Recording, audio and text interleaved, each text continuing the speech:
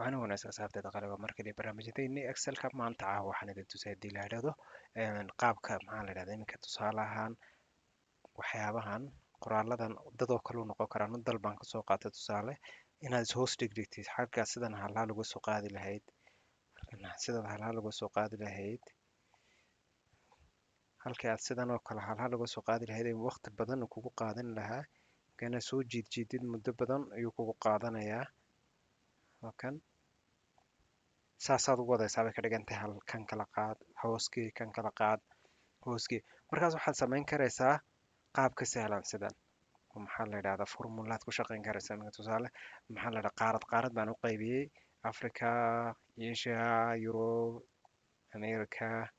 iyo maxaa la yidhaahdaa oceania ayaanu kala qaybiyey shantaasaan u kala qaybiyey markaas maxaa la yidhahdaa qaabkii si sahlan aad mar kale isku hoos dhigi lahaydeen ayaan halkan idinku tusaya markaas la socod wanaagsan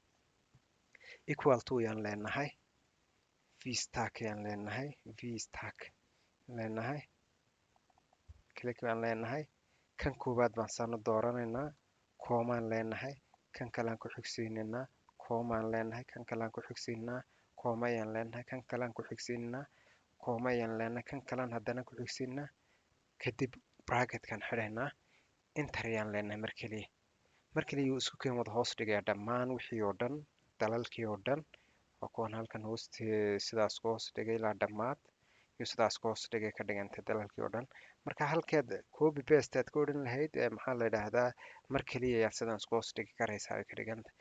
asxaabteeda qaaliga inaad fahamteen baan u malaynayaa haddaad wax su-aalaad ka qabtaan wada soo weydiinaysaan aad iyo aad baad mahadsantihiin gobol goor walba aad joogto sida caadada kheer ayaan idin rajaynayaa dhammaantiin si ay barnaamijkan barnaamijyo kale aa loola socdaan fadlan waad soo follow garaynaysaa waad mahadsantihiin